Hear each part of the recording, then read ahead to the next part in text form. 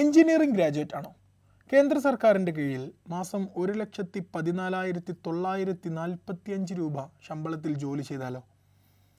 Ministry of consumer അഫയേഴ്സിൻ്റെ കീഴിലുള്ള bureau of Indian സ്റ്റാൻഡേർഡ്സിൽ സയൻറ്റിസ്റ്റ് ബി തസ്തികയിലേക്കാണ് ഇപ്പോൾ അപേക്ഷിക്കാൻ അവസരമുള്ളത്. നമ്മുടെ ISI, BSI ഹോൾമാർക്ക് മുദ്രകളൊക്കെ നൽകുന്ന രാജ്യത്തെ അതോറിറ്റിയാണ് ബ്യൂറോ ഓഫ് ഇന്ത്യൻ സ്റ്റാൻഡേർഡ്സ്. അവിടെയാണ് സയൻറ്റിസ്റ്റ് ബി തസ്തികയിൽ എഞ്ചിനീയറിംഗ് ഗ്രാജുവേറ്റായ ആളുകൾക്ക് ഇപ്പോൾ അപേക്ഷിക്കാൻ അവസരമുള്ളത്.